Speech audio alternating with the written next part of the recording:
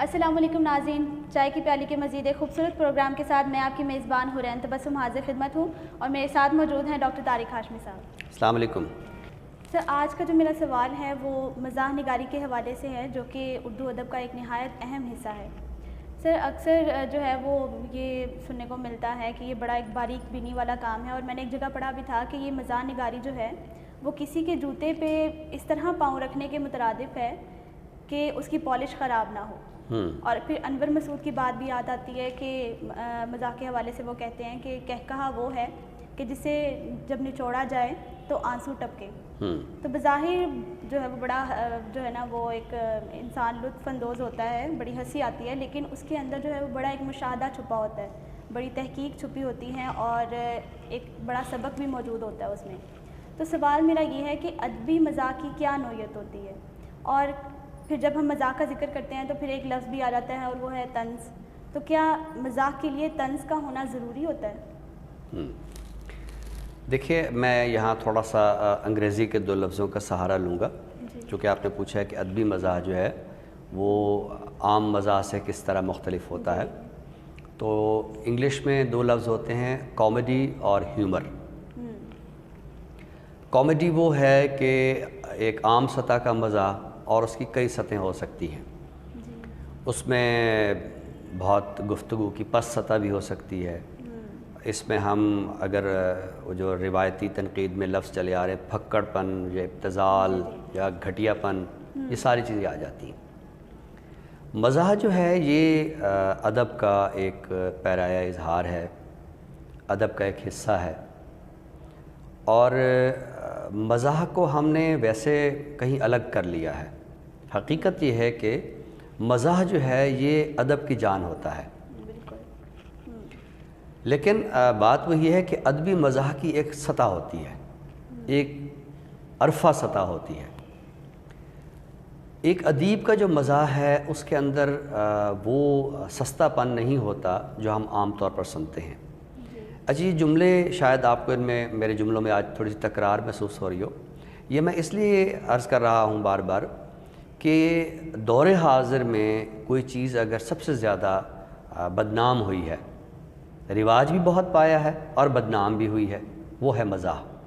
یعنی اس وقت مزاح کی یہ صورتحال ہے کہ ہمارے بہت سارے ادیب، شاعر مزاح کو ادب ماننے کو بھی تیار نہیں ہیں، اور اس کی وجہ یہی ہے کہ ہمارے بہت سارے لکھنے والوں نے، خصوصاً معذرت کے ساتھ شاعروں نے، مزاح کی ایسی شکل اختیار کی ہے کہ ایک سنجیدہ شاعر، ایک سنجیدہ ناول نگار، ایک سنجیدہ افسانہ نگار اسے شاعر ماننے ہی کو تیار نہیں ہے۔ اس کی وجہ یہ ہے کہ ہمارا جو مزاح گزشتہ کچھ عرصے میں لکھا گیا ہے اس کے موضوعات ایک تو بہت محدود رہے ہیں، موضوعات کے ساتھ ساتھ جو انداز نگارش ہے وہ بڑا محدود رہا ہے۔ ہم اس پہ ہنس لیتے ہیں، بالکل ایسے ہنس لیتے ہیں جیسے ہم لطیفے پہ ہنس لیتے ہیں۔ ہم بعض اوقات ہنستے ہنستے لوٹ پوٹ ہو جاتے ہیں۔ لیکن یہ جو آپ نے شروع میں جملے بولے کہ آپ اسے نچوڑیں تو اس سے آنسو ٹپکیں، تو یہ کیفیت تو پھر اس میں نہیں ہوتی ہے۔ ہاں، ہنستے ہنستے آپ کی آنکھوں میں پانی آ سکتا ہے، ٹھیک ہے، لیکن وہ پھر مزاح کے شستہ اسلوب والے آنسو نہیں ہوں گے، ٹھیک ہے۔ اچھا، میں تو جب بھی مزاح کی بات ہوتی ہے تو میں ایک شاعر کا حوالہ بہت دیتا ہوں، اور وہ ہیں مرزا اسد اللہ خان غالب۔ مرزا اسد اللہ خان غالب کا جو دیوان ہے اس کے اندر مزاح یا ظرافت کوٹ کوٹ کے بھری ہے، لیکن آپ جو بھی شعر پڑھیں گے تو اس پہ آپ مسکرائیں گے، اور مسکرانے کے بعد آپ سوچنا شروع کر دیں گے، اور ہو سکتا ہے کہ اگلے لمحے آپ رونا بھی شروع کر دیں۔ یعنی مزاح کے حوالے سے میں غالب کے ایک مرثیے کی مثال بھی دیتا ہوں کہ غالب نے اپنے جوان سال بیٹے کا جو مرثیہ لکھا ہے اس کے اندر بھی مزاح ہے۔ یعنی غالب اپنے مرحوم بیٹے سے، جو ان کے منہ بولے بیٹے تھے، نواب زین العابدین عارف، تو اس کی میت سے مخاطب ہو کے کہتے ہیں کہ تم کون سے ایسے تھے کھرے داد و ستد کے، تم تو اپنی زندگی میں کبھی لین دین کے کھرے رہے ہی نہیں تھے، تو تم کون سے ایسے تھے کھرے داد و ستد کے، کرتا ملک الموت تقاضا کوئی دن اور۔ جب ملک الموت آیا تھا تم سے جان لینے کے لیے، روح لینے کے لیے، تو جس طرح تم دنیا میں لوگوں کو ٹال دیتے تھے تو ملک الموت کو بھی ٹال دیتے، آج نہیں کل آ جانا، پرسوں آ جانا، ٹھیک ہے۔ اچھا، اس میں ایک اور شعر جس میں اور زیادہ مزہ ہے، لیکن پڑھتے ہوئے پھر انسان کو رونا آ جاتا ہے کہ جاتے ہوئے کہتے ہو قیامت کو ملیں گے، کیا خوب قیامت کا ہے گویا کوئی دن اور، میرے لیے تو یہی قیامت ہے کہ میرا جو جوان سال بیٹا ہے وہ مر رہا ہے، ٹھیک ہے۔ تو کہنا یہ ہے کہ غالب جیسا عبقری شاعر، ایک جینیس پوئٹ جو ہے، وہ اپنے بیٹے کے مرثیے میں، اچھا مرثیہ بھی کس کا؟ بیٹے کا مرثیہ، اس کے اندر بھی مزاح پیدا کرتا ہے۔ تو یہ مزاح کی سطح ہوتی ہے۔ ادبی مزاح جو ہے یہ اس کے اندر وہ جو رفت ہے، یعنی آپ نے مشتاق احمد یوسفی کے حوالہ دیا، اس کے ساتھ کچھ اور نام نثر میں ابن انشا کا حوالہ دیا جا سکتا ہے، خالد اختر کا حوالہ دیا جا سکتا ہے، اس سے پہلے ہم پطرس بخاری کا حوالہ لے سکتے ہیں۔ تو بہت سارے شاعروں نے، بلکہ یہاں ابھی نثر نگاروں کی بات ہو رہی ہے، شاعروں میں تو آپ دیکھیے ایک جعفر زٹلی نے ایک مزاحیہ شعر کہا اور وہ شعر اتنا مقبول ہوا کہ فرخ سیر کو اسے پکڑ کے پھانسی دینا پڑی۔ تو کہنا یہ ہے کہ ادبی مزاح جو ہوتا ہے، ایک تو اس میں بات اس طرح کھل کے نہیں کی جاتی، بڑے ایمائی پیرائے میں کی جاتی ہے، بڑے ایک کنایے کے انداز میں کی جاتی ہے کہ اسے سمجھنے والے سمجھ جائیں، ایک ایسا علامتی انداز، اور اس میں لفظوں کا ایسا چناؤ ہے کہ وہ جو ہم لفظ کہتے ہیں کہ تہذیب ہونی چاہیے، تو لفظوں کی بھی ایک تہذیب ہوتی ہے۔ تو جو ادبی مزاح ہوتا ہے وہ لفظوں کی تہذیب کا نام ہے۔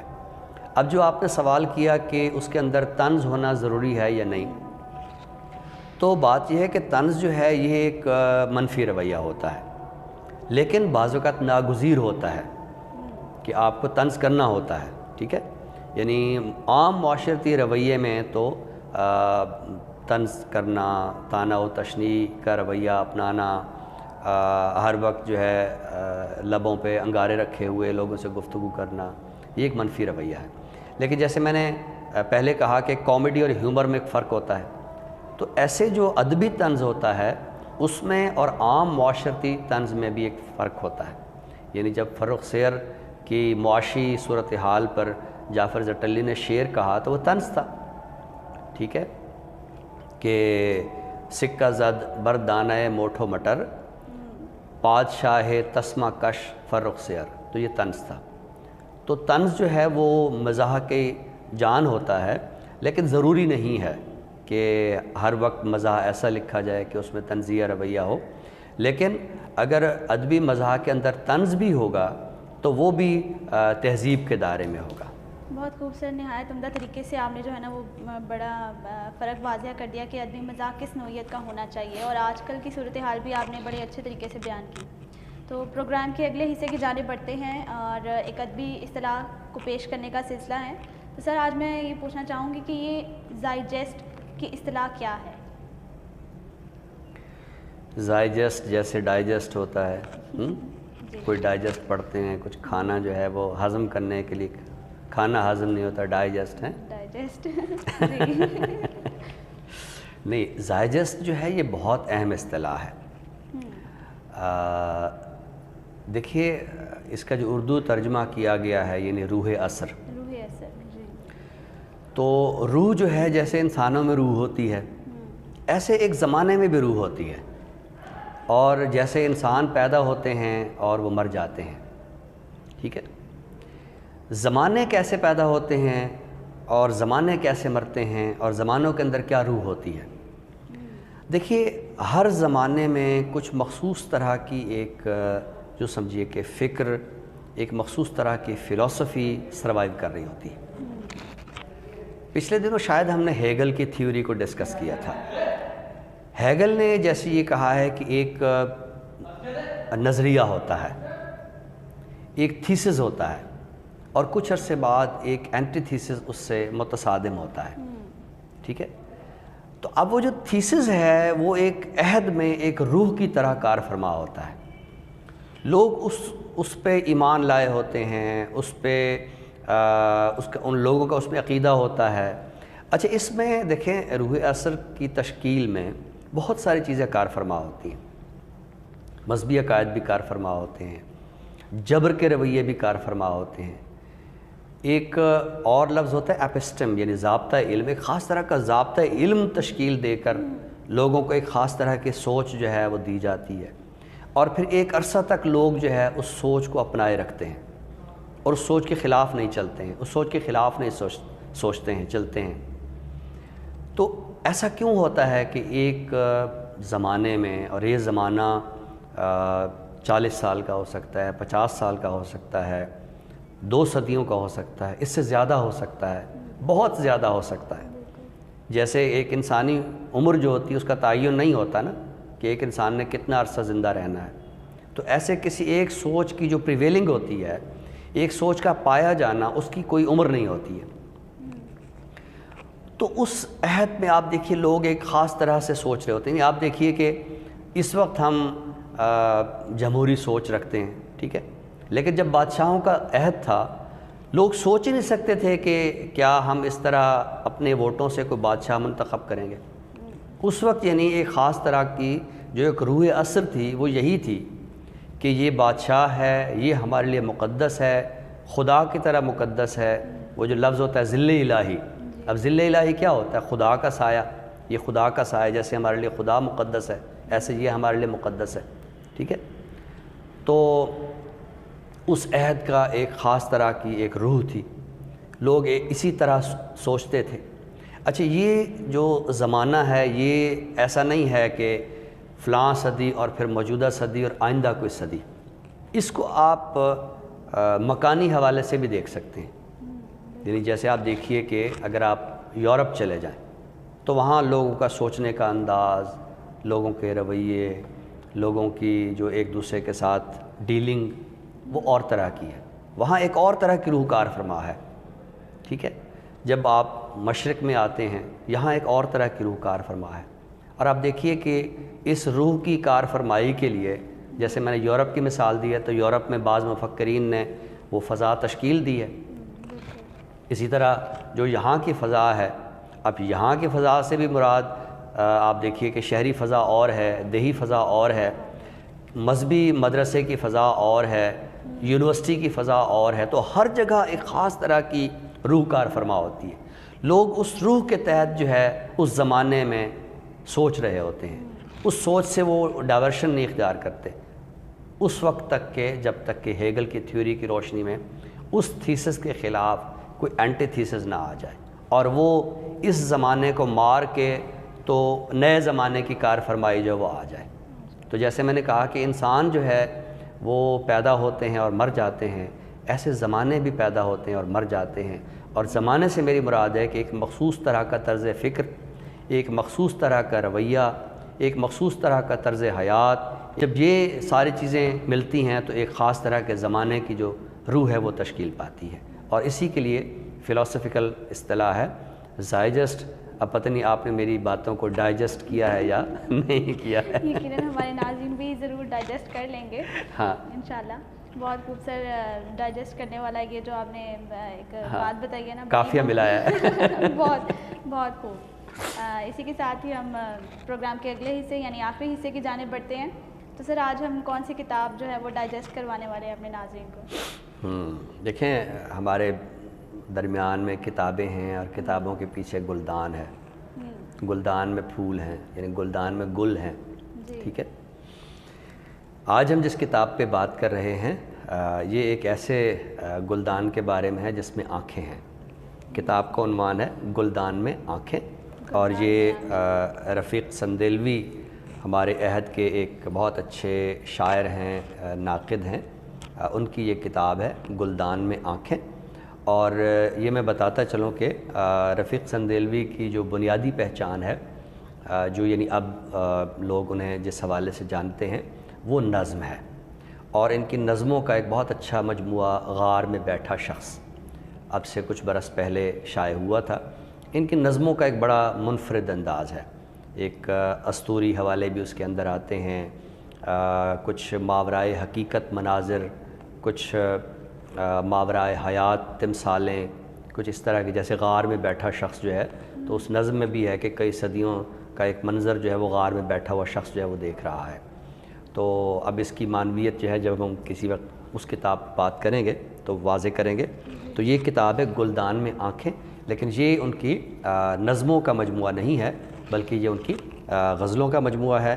اور اگر میں اس کتاب سے ایک غزل منتخب کر لوں، اچھا اتفاق سے جو غزل سامنے آئی ہے وہ اس جو کتاب کو عنوان ہے اسی قافیہ ردیف میں ہے۔ تو یہ غزل سنانے سے پہلے یہ بھی ضروری سمجھتا ہوں کہ یہ غزلیں جو ہے وہ مرتب کی ہیں دلاور علی آذر نے۔ دلاور علی آذر خود بھی بہت اچھے شاعر ہیں اور بہت اچھا شعری ذوق رکھتے ہیں۔ تو یہ غزلیں رفیق سندیلوی کی، تو بہت خوبصورت غزل ہے۔ کھا جائیں نہ چیلیں ہی بیابان میں آنکھیں، کھا جائیں نہ چیلیں ہی بیابان میں آنکھیں، رکھ لینا حفاظت سے قلم دان میں آنکھیں، خوشبو کی طرح پھیلی ہے کمرے میں بصارت، شب چھوڑ گیا کون یہ گلدان میں آنکھیں۔